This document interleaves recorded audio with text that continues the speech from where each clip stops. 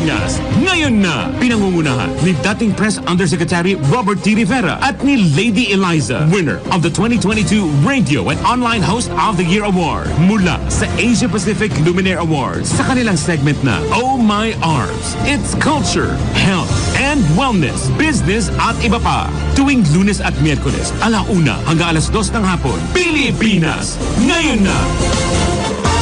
All right. Good morning, good afternoon, and good evening wherever you are worldwide.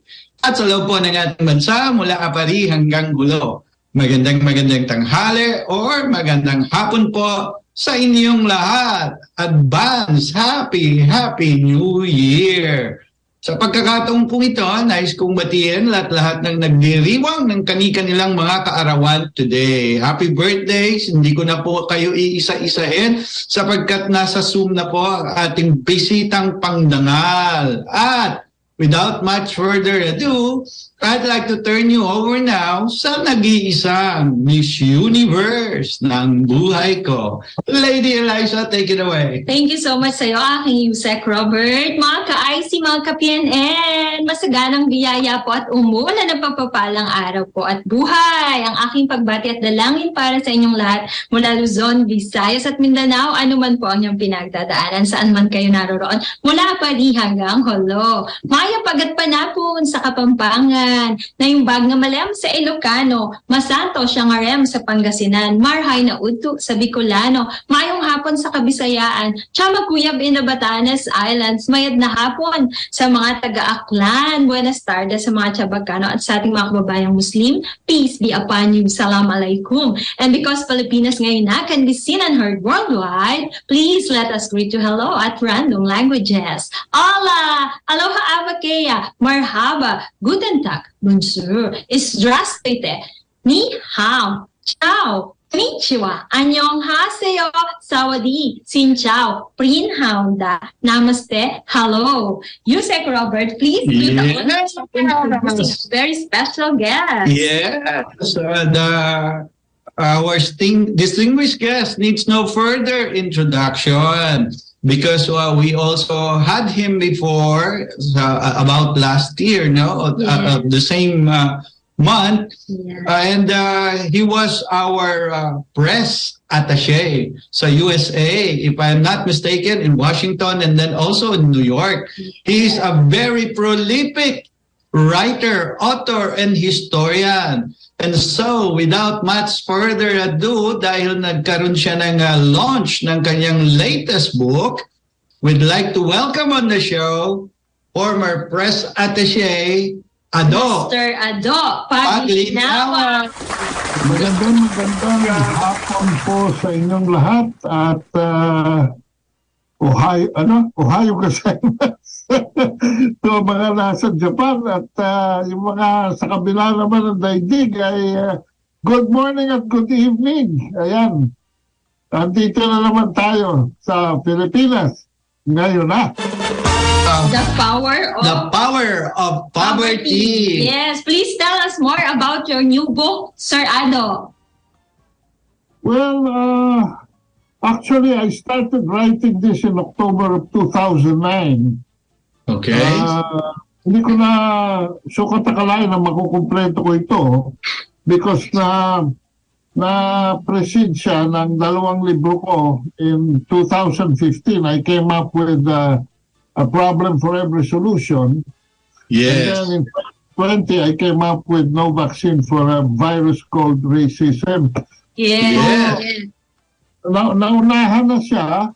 But you see, the Lord has a way of opening windows, ika nga basta bukas ang pinto mo sa Kanya.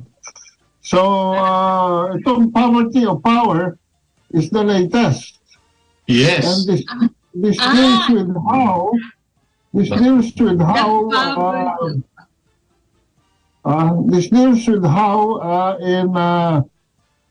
from 1986 to 2016, how power was abused and misused, and how our resources of water and energy were sabotage by Okay. people who took over our economy and politics. Okay. But ang back cover nito, no? Yes. Back cover. Yes. Kung yun ay poverty of power, meron namang the power of poverty. Yun! The opposite of it. No? All right. All right. And it is about the present times, I guess. Yeah, so it is about how the range of government and our governance philosophy changed from liberal democracy to some sort of state control, no? Medyo mahigpit ng kaunti.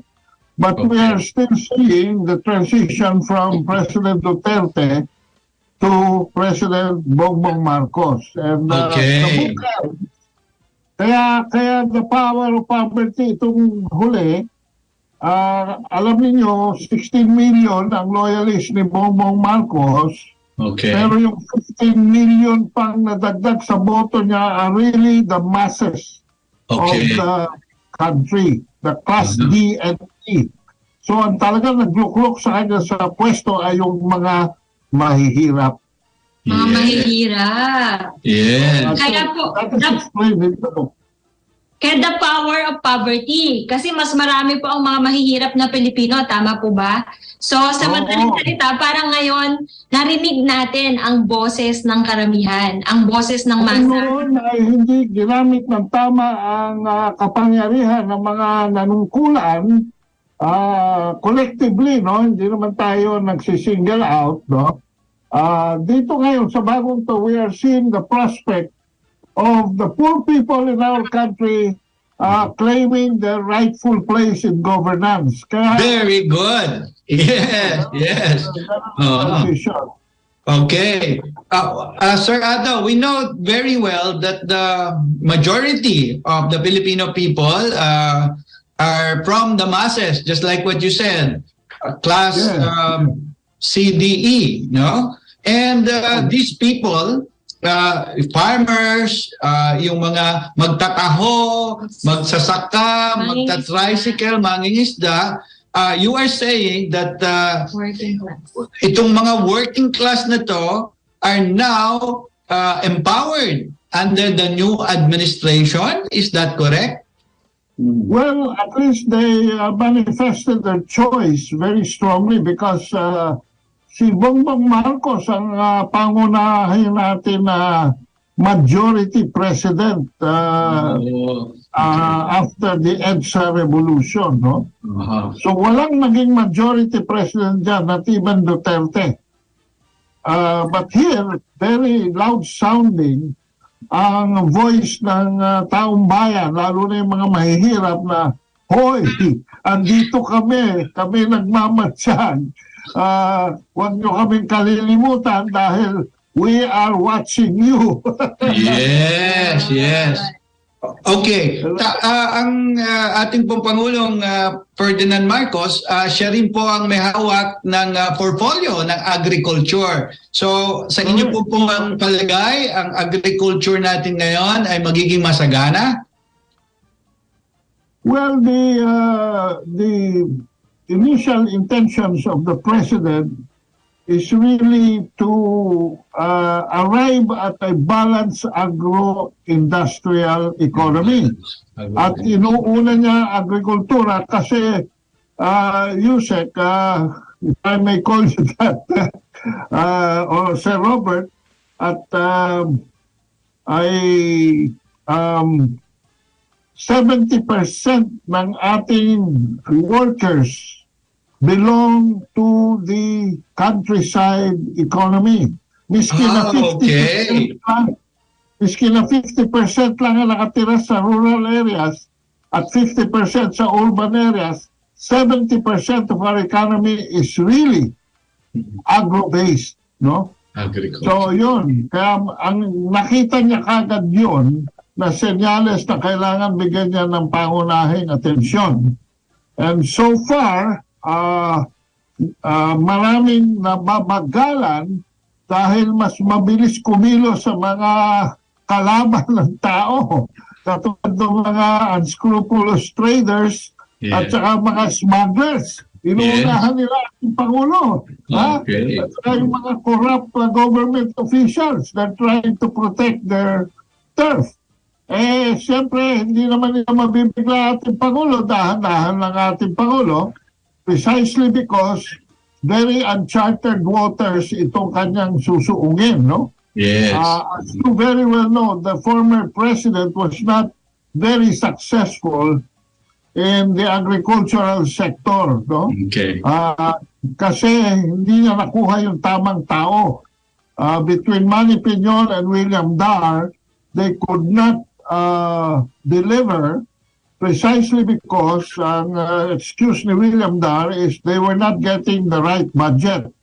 However, this time with the president himself being the agriculture secretary, we are very optimistic of a better future for our farmers. Yes.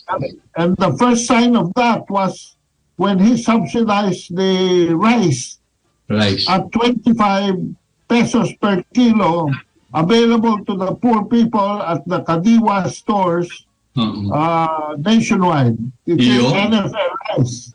NFA? And ang response ng rice growers is that we are willing to support the president wholeheartedly. Yes. In fact, we're willing to sell all our rice to the NFA para maibigay na mas mura sa mga tao kung talagang isusubsidize niya ang kabuuan. So yan ang pinag-aaralan niya ngayon on how to not only maintain this at 25 per kilo, but to bring it further down to 20 per kilo. Ngayon, kung saan niya kukunin yung subsidiya sa market price, yun ang challenge naman na lumilipat sa Department of Finance. Ayun, okay.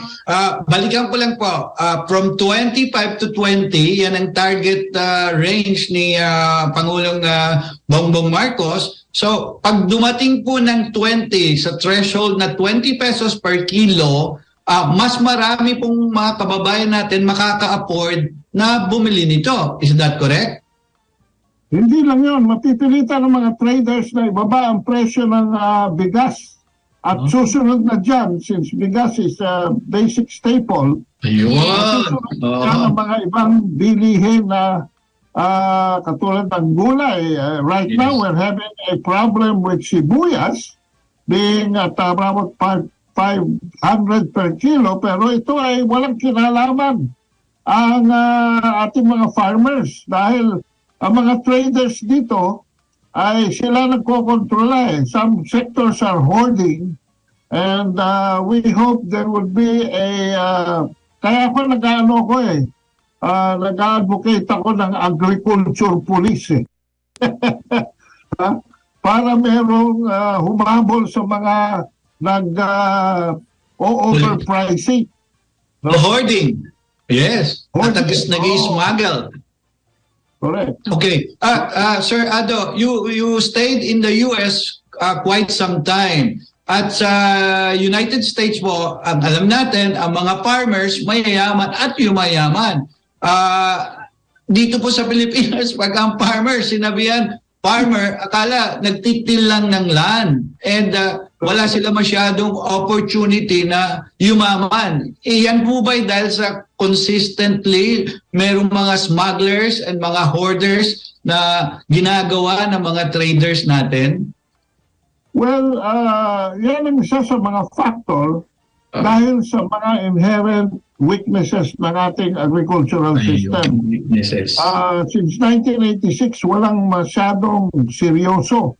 It was only in 2003, during the time of Gloria Macapagal Arroyo, kung natatandaan mo, Yusek, yung ginintuang masaganang ani. Ani, yes. DNA. Noon, ako ay napilitang na-challenge ako, kaya nagsilbi ako consultant ni Sito Lorenzo, Agriculture Secretary. Yes. At ako in-endorso sa kanya ng manugang ng dati kong boss na si Emmanuel Pelaez, ambassador ng Pilipinas nung nasa Amerika ako. At umuwi ako dito at pinagtulungan namin. Ang dami namin nagawa noon, na-introduce namin ang hybrid rice. Yes. That was the time na dumating ang hybrid rice. Na dati po, kung 2 beses lang nag-aani sa isang taon, umabot ng 3 to 4 times a year. Yes. Yes, and ang average harvest per hectare went up from 80 to 122, a minimum of 200 to 360. Okay. So okay. So napuputol po ang internet ninyo. If you can move backwards, napuputol po, Sir Ado, ang internet ninyo, nawawala po kayo sa boses. Nawawala po ang voice nyo on air. Go ahead po, go ahead. Oh, there's internet disruption. Go ahead po. Okay, in the meantime, tayo po ay napapanood via test broadcast sa Digital Free TV na IZTV at sa Sky Cable Channel 72, TV Plus Channel 27 at GMA Afford the Box Channel 32. Available din po tayo sa digital TV devices at TV receivers. Mangyaring scan lamang po ang inyong digital TV at channel box upang mapanood ninyo ang IZTV. Yes. So habang hinihintay natin si Sir Ado, kung siguro nahihirapan sa internet, Please. baka pwedeng i-phone patch niya. Nag-freeze. Freeze eh. Basahin na siguro natin ang ating napakatamis na dessert for the soul na garantisadong hindi nakakataas ng blood sugar, hindi nakaka-diabetes, no carbs, no calories, therefore hindi nakakataba. Better than ice cream, yogurt, halo-halo, ube halaya, at leche flan. At tamang-tama po ito sa parating na bagong taon. Ito po ay matatagpuan sa Jeremiah chapter 29 verse 11. And it is written, "For I know the plans I have for you, declares the Lord, plans to prosper you and not to harm you, plans to give you hope and a future." Sa Tagalog naman po, Jeremias 29:11, "Sapagkat batid kong lubos ang mga plano ko para sa inyo, mga planong hindi ninyo ikakasama, kundi para sa inyong ikabubuti. Ito'y mga planong nagdudulot sa inyo ng kinabukasang punong-puno ng pag-asa." Alright. Habang hinihintay rin po natin siya. Okay. Meron pa po akong gustong i-share na tamang-tama para sa bagong taon. And of course, batiin muna natin ang ating mga taga-subaybay. Pinangunahan ni Miss Grace Malyari Pascual dyan sa BPI New Alabang. Of course, together with her husband, Sander Jason Pascual, and daughter Sandra Luis Pascual, and family. Thank you so much for listening. Miss Grace Malyari Pascual of BPI. Yes. Thank you for assisting us despite the long lines of your so many customers yesterday. So Mr. maraming Gilbert salamat. de la Cruz, ang winner sa Aliw Awards, ang Pro Genie leader of the band, is watching. Happy holidays, Sir Yusek Robert and Ma'am Eliza. Thank you for watching, Sir Gilbert de la Cruz. Yes, okay. Sabi ni Michelle Enriquez, walang kasing sarap ang dessert for the soul, masustansya na nakakapagbigay pa ng matatag na kalooban. Thank you, Michelle Enriquez.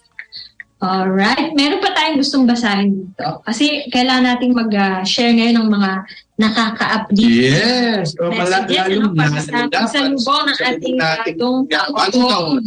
Meron din dito, sabi sa Isaiah 40:31, sinabi dito, "Ngunit muling lumalakas at sumisigla ang nagtitiwala kay Yahweh.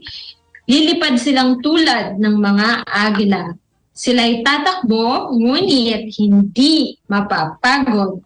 Sila'y lalakad, ngunit hindi manghihina."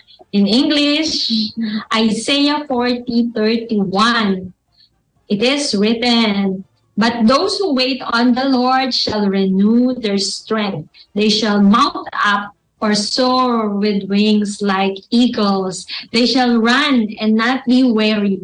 They shall walk and not faint." Yes. G-ing. Oh, speaking about that, Yes. nagtataka kayo because I'm wearing my body armor. Yes. Ang aking pong necklace, also nicer, that protects us from all viruses, bacteria, etc. Yes, hello to Ms. Ruby Bautista de Ungria, the President of Life Formula Synergy Inc., Mr. Irving de Ungria, Mr. Michael Bernardo, Mrs. Michelle Martinez Bernardo. Happy New Year! Sa Life Formula. Right, nakabalik na raw po sa Zoom ang ating guest. And so, yes, you're back.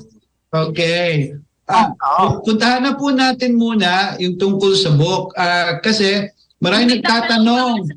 Tungkol sa agrikultura. Pero... Kasi sige. pag nababalitaan ko na yung daw mga anak at mga apo ng mga magsasaka natin dito sa Pilipinas ay ayaw na magpatuloy ng pagsasaka at karamihan daw sa kanila gustong ibenta na lang ang mga lupain at i-convert sa cash. Ayaw na nilang maglinang ng lupain dahil nga sa mga hindi magagandang experience na ating mga magsasaka nung nakaraang panahon. Go ahead po. Yeah, ang average age ng ating magsasaka ay 57 and that is old. Kasi walang pumapalit sa kanila. Ako, classic example dyan, ang tatlo kong magsasaka, suporta ko sa kanila, grabe. Kaso pinag-aaral nila ng magaling yung kanilang mga anak. Naging mga OFW, kaya hinatak na rin sila abroad. So, well, mga ganun mga nangyayari. But basically, gawin natin dapat sexy ang ating agriculture. Dahil nakalimutan matagal ang ating agrikultura. No? Mula nung nawala yung Marcos Sr., nawala yung emphasis sa balance sa agro-industrial economy. At maganda ang mga prospekto ngayon, katulad ng China, katulad ng Vietnam, Indonesia, no? Yes. Even Myanmar are having a great time in agriculture because nagpalit na kasi hindi na green ngayon hindi na tubig, hindi na lupa pinag-uusapan. Ang focus ngayon, katulad nga nung sinasabi natin kanina, yung hybrid rice, nandun sa genome, nandun sa gene. So yung genetic engineering, pinapasok na doon ng siyensya sa buto mismo yung pesticide na kailangan niya, yung fertilizer, yung nilalagyan din siya ng tubig doon. Kaya ang initial growth ng mga hybrid rice mabilis. At saka ang growth nila malawak, yung panicle nilang gumaganon, malago. And kaya marami ang ani. So these are new things na dapat ipaalam natin sa mga kabataan. And especially because kung kayo pupunta sa somewhere in Nueva Ecija, makikita ninyo na very prevalent na ang tractor at saka mechanized farming. So yun! Hindi na po Carabao. Mechanized. Hindi na Carabao. Hindi na siya base sa kalabaw. At kaya nga yung kung may tubig, nakapag-aani nga lang up to 3, equivalent of 4 harvest in a year compared to the traditional way of doing things. Okay. So, that is a good future. Ang isang aspeto na gusto ko i-convert itong mga farms ko ngayon into farm schools. Para ma-inspire yung mga kabataan kasi hindi naman lahat nagka-college Yes. Maraming out-of-school youth. So sila, natin, and I hope a new program by TESDA can be developed para magkaroon ng mga farm schools to reinforce our agricultural colleges. So, magagawa natin ang paraan ito. Kailangan lang ng konting creativity. At saka suporta sa gobyerno. Yan. Am I staying with you? Okay. Sir, kakabili ng inyong book. Is it available daw po online? at paano sila makaka-order? Well, my cell phone number is 0917-336-4366. Okay. 0917-336-4366. Yes. Nasa pre-launch stage pa ako dahil February talaga ang launch nito eh. Yes. Okay. Yusek, ilo-launch ito ng kabataan ng Kilusang Bagong Lipunan. Yes. Okay. Okay. In February. Yes. So, So, may discount pa raw po ngayon kasi pre-launching pa eh. May discount if they buy now. Ino-offer ko ng $9.99 sa mga bibili ngayon, pero dito sa programa mo, babawasan pa natin na 100 yan. Wow! So magiging $8.99 na lang po. Yes, if they buy now, they... $8.99 na lamang. Lagay nyo lang ang code na Pilipinas ngayon na. Yan.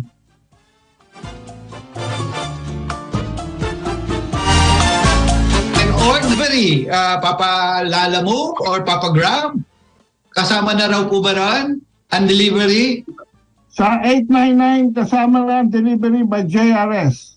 Ayun! Okay, okay. Yan, sa lahat po ng mga nanonood ngayon, makaka-access na po kayo sa book na pre-launch. Yes, na pre-launch pa lang po. And through our show, you can get a very big discount. Yan, yan. Yung sa akin pong kopya, lalagyan nyo ng autograph. Oh. Kasi magre-retail ito after the launch sa 1,200. Oh, okay. Kaya lahat nung mag-avail ngayon dahil Pasko at saka Pilipinas, ngayon na. Yes, diba? ngayon na. They can order now. By the way, itong libro ito have policy advices for the President. No? In 3 different fields. In the aspect of energy and water utilization, in the reform of the political system, and in the removal of the ambivalence of our foreign policy. Okay. Kasi pag tayo ay nagkamali at this point in time, no, ay mahihirapan tayo because of the post-pandemic factors. Ayun. Sir Ado, mamaya daw po ba, pagbabalik natin, pwede kayong mag-book reading? Yung favorite chapter nyo dyan sa libro, masampulan po natin ang ating mga tagapakinig at viewers. Yan. After nagbe-break lang po tayo kasi nawala kayo on air for a while. Sayang po yung another 5 minutes. So, wag po kayong aalis. Magbabalik po ang Pilipinas ngayon na pagkaraan lamang po ng ilang mahalagang paalala. Pilipinas, ngayon na!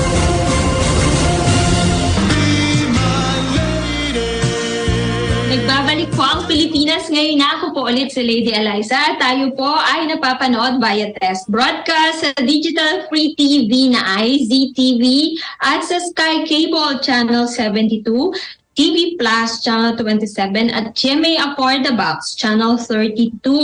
Available din po tayo sa digital TV devices at TV receivers. Mangyaring scan lamang po ang inyong digital TV at channel box upang mapanood ang IZTV.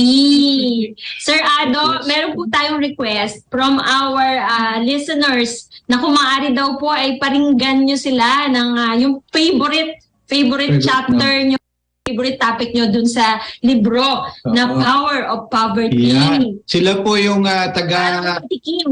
sila po yung taga San Mateo Business Club. At pinamumunuan po yan ng kanilang presidentes ng si Alan Cole and of course si Camille Pagtakhan and family. Gusto po nilang marinig ang inyong favorite portion ng inyong pong book. Yes. Well, it is a part 5. The 5 parts ito The title of part 5 is The Unfinished Revolution. And it starts with chapter 20, transitioning from Digong to Bongbong. Meron ako rito sikreto ibinulgar tungkol kay Digong, but mas maganda siguro kung didiretso na tayo dito kay Bongbong. Yes. Yung secret po muna until the launching. Okay. Patikim lang. Yes. May rhyme sa pangalan nila, no? Parang may NG. Right po. Ang title ng section ay Manifest Destiny. My fearless forecast of an emergent Bongbong leadership and first post-EDSA majority president was made on October 24, 2021. That you said that 7 months before the election. Yes. Majority president na to. Okay. Nakikita niyo, may foresight kasi kayo eh. Okay. It was the fulfillment of one of the prophecies written between 1941 and 44 by Pascual Malanao to the Rizalistas of Nueva Ecija. Wow! Mas makibaka ang sangbayanan sa isang kamay na hindi nakikita. Isang Emmanuel ang darating para iligtas ang bansa sa kanyang pagkakalugmok sa isang mahigpit na pagsubok. After fighting an unseen enemy, an Emmanuel is coming to save a downtrodden nation from perdition. In biblical context, Emmanuel was the foretold name of Messiah or Savior in the Old Testament. Etymologically, it comes from the Hebrew name meaning God is with us. Pasko ngayon eh, kaya ito binabasa. Yes, God with us. Emmanuel, God with us. At first, we thought it could be Emmanuel Pacquiao. Manny Pacquiao, okay. Who was the earliest to announce his intentions to run for president in this election. Pacquiao's name, however, appeared to be more of a literal attribution rather than a prophetic applicability. The Rizalistas reminds us of the prophetic writings of Jose Rizal in El Filibusterismo. Okay. Aagawin kita sa kamay ng dalubhasang pananalig at maputing kalapate. Magiging phoenix kang muling sisipot mula sa mainit na abo. I will take you by force from the hands of your colonial master and the white dove, and you will again become a phoenix rising out of the burning ashes. Phoenix. In ancient Egypt, a sacred bird by that name reappears every 500 years. Symbolically applied to the Philippines, the perfectly apropos application in the year is 2021. Exactly 500 years from when Magellan began the colonial curse on our land. Maximo Villaronte, leader of the banal ng Iglesia ng Bathalang Buhay, interprets the occasion of an unseen enemy as the pandemic caused by SARS-CoV virus and the COVID-19 disease. The Rizalistas acknowledge that the phoenix referred to in Rizal's El Filibusterismo with a symbol of the sacred bird rising only every 500 years, occasion of the unseen enemy, and the nation's need to continue President Marcos's unfinished revolution converge into one destination. Very few people, Yusek, know that the full name of Ferdinand Endralin Marcos Sr. was Ferdinand Emmanuel Endralin Marcos Sr. Wow! We just learned about that now. So, meron pala Emmanuel before the Endralin. Yes. As it is his destiny to lead the nation in these crucial times, the same Bathala will guide his victory to incontestable heights and humble any obstruction, no longer by name, but by the bloodline of an Emmanuel. The Phoenix could not be anybody else but Bongbong Marcos. Yes, kasi siya po yung bloodline. Alright! Dami palang secrets dyan sa loob ng book nyo. Very Nako, informative pa. very informative. Ibang At saka libro. yung sightings from 1941 na napipredict nila until now. With all the historical facts. Ayun, Wow. galing. And the fact that it took me It took you Ano? like 13 years? Tama po? 13 years? 13 2009 years eh. to complete this book. 2009. Yes, October 2009 po, no? So well-researched po talaga yan. Ayan, ang dami na pong nagte-text sa amin. Aabangan nila pag-launch nyo. Pero ngayon na raw sila bibili para maka-discount. Alam niya naman, Pilipino, mahilig sa discount, mahilig sa sale, at kung maaari, free. Alright. Bali, pang ilang libro nyo na po ito, Sir Ado? Pangatlo ko na ito. I'm writing my 4th book already. Oh. Wow. Wow. So, way forward po. Kung kayo po ay bibigyan ng pagkakataong magsilbi ulit sa government at maaalok po kayo, ano po sa palagay ninyo ang inyong magiging magandang makakatulong na area aside from being press secretary, if ever? Ano, ako ay tama na sa akin yung non-portfolio cabinet member like presidential advisor on political affairs. Tama na sa akin yun, nasa background lang ako. Yes, okay, alright. Ayan, nanonood po sa atin ng mga taga-Malacanang. Lalong-lalo na yung mga staff ng ating pong former President Gloria Macapagal Arroyo, si Miss Noemi Lintag, ang kanya pong Chief of Staff, si Eric Salamat, at si Miss Chris Sunga. Yan, mga nasa Congress po at nagre-report sila kay Ma'am. Si Ma'am nagko-coordinate naman po kay Presidente Bongbong Marcos. So kailan po ang target launch nyo? Sa February? yes. The anniversary of KBL is February 25. About that time, hindi ko alam yung exact date. No? Kasi kumita, walang February 25. Wow, congratulations are in order po. Opo. So, nasa na tayo ngayon? Again po, share nyo po yung Message po. kung saan daw kayo makokontakt para doon sa One more time po yung telepono raw. libro at saka kung meron daw po bang FB page. Or, yes. Yung telephone daw po, pakiulit. 0917-336-4366. At ang Facebook page ko po ay Ado Paglinawan. Alright.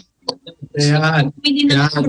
Facebook page. Tapos 300 no? Yes. Pagdating ng oras, 1,200 na yan. Kaya i-avail Yes. grab your copies now. Yes. Now. Ngayon na. Yes. So Sir Ado, malapit na ang bagong taon. Maaari po ba namin kayo mahinga ng message of hope to the world? Para sa ating pong mga kababayan nasa ibang bansa. Kababayans worldwide. Yes. Maraming nagsasabi na medyo mabagal daw ang pag-assume ng presidente ng isang directive kind of leadership. Mm-hmm. Gusto ko lamang pong ipaalala sa lahat na this is not a sign of weakness. This is a sign that we have a president now who is being very careful. Yes. And he wants to be cautious. Yeah. And he wants to study everything so that he will not make the mistakes of the past. Yes. Let us give him up to June 2023 to complete his cabinet. Kasi marami na pong nasubukan mga pangalan. Pero marami pa rin siyang hinihintay kasi na mga taong nasa private sector, mga taong nagsilbi na dati na nakikiramdam din kung paano tatakbo ang administrasyong ito. At sa akin pong pananaw, kung talagang ang tadhana ay iginuhit, nakasama ang anak ng Emmanuel, sabi nga ng mga Rizalista, ay bigyan po natin ng pansin na hindi tayo ang nag-ukit para si Bongbong Marcos ang maging 17th president ng ating bansa. He could have been the 16th vice president pero hindi nangyari. Pero Yes. So hindi para sa kanya yon kasi mas mataas na posisyon pa pala ang nakalaan sa kanya. So let us keep our hopes high. Marami nang nagsisimulang bumatikos, isa na ako doon, pero nililimit ko ang batikos ko sa hindi ako pumapasok sa personalidad. Sa issue, I am hoping that the messages that we send him reaches him so that it serves as a light for his pathway. Kasi ganyan tayo talaga. Nung ako interviewin ng isang malaking radio network na sikat ngayon dahil controversial, ang sabi ko ay huwag tayong magtipid ng ating abiso, ng ating advice sa ating Pangulo. Ipaalam natin ang ating opinion. Pero umalis na tayo dun sa cancel culture na nakaraan.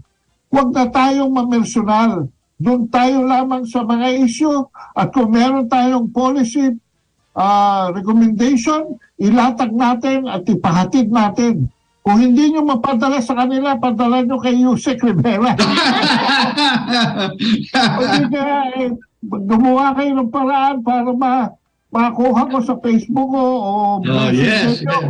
Ang gagawa natin ng paraan na yan ay makarating sa Malacanang. Yes. Kasi ang ating Pangulo ngayon ay talagang nag-aaral bago gumawa ng desisyon. And that's a very good step because kailangan po nako-cover lahat ng angulo or lahat ng corners. Walang shortcut. Kasi once you make a decision, nagka-shortcut kayo, pwedeng mag-fumble and then you fail. Mas mabuti na po yung slow but sure. Slowly but surely. At saka mabuti na ito na he's open to some kind of advice and experimentation. At kung talagang wala, pinapalitan naman niya. Yes. So, wag ko tayong maging judgmental at this very early stage. Let us help our country by helping our president. Yes, very well said. At saka I think po, ilan sa mga magagaling pang pwedeng ma-appoint sa kanyang gabinete, hindi pa po tapos yung one-year election ban. So, siguro, at the end of May, at ready na rin sila i-rehire or i-reappoint or bigyan ng mga posisyon. Sayang naman po dahil magagaling din po yung mga yan. Saan ba't makukumpleto rin yan? Yeah. For the meantime, 0917-336-4366. So wag po kayong magtaka, baka mamaya dumadayo ng Malacanang sa inyo ngayon. The power. Poverty by Mr. Ado Paglinawan. Available now. Tawagan niyo lang po si Mr. Ado Paglinawan. 13 years in the making na po. Yes. 2020. Yes. On that note po, we would like to thank our distinguished guest and wish him a very, very prosperous New Year. Stronger, healthier, more prosperous 2023 po para sa inyo, Mr. Ado Paglinawan. Thank you so much for your precious time. God bless you more and more. Mabuhay po kayo. Goodbye. Bye-bye. Thank you. Thank you so much. Bye. On duty. Yes, bago po natin tayo maubusan ng oras maya-maya, ngayon pa lang, Yusek, batiin na natin ang ating mga nakakatuwang sa broadcast yan sa station, yan sa newsroom. Pinangungunahan na sa tech ni Engineer June Aguba, ni Miss Mays Alinio Dayon-Dayon, ating CA, sa SOCMED naman po si Kim Gomez, Jam Tarayo sa ating mga writers, Miss Abby Malanday, Miss Ariam Sancho. Alam mo, meron sana tayong isa pang guest ngayon eh. Kaya lang hindi pa yata siya na-contact. Okay. So siguro, kung pwede na lang natin i-play yung ano niya, no? Yung kanta niya, pwede kayong i-play yung kanta niyang Bantay Kalikasan, Miss Mays.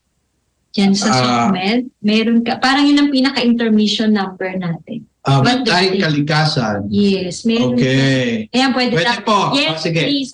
Yun na lang. Ito pong ipa-play namin ngayon is regarding Bantay Kalikasan. Ito po ay recorded a few years ago. Yes, by our the supposed next praise guest. artist. Unfortunately po, hindi technically challenged. Yes, yung Zoom natin hindi makapasok, mahina po yung mga net connectivity. So instead, we will play this. Okay, why this particular song on a New Year? Alam po ninyo, we depend so much on the environment, for the food what we eat, for the air that we breathe, and for the water that we drink. So napakahalaga po na pangalagaan natin, protektahan ang ating environment and Mother Nature at ang ating kalikasan. Dahil dyan po, kapag hindi tayo naging maingat, tingnan nyo naman po ang mga tinatamaan ng mga may sakit ngayon.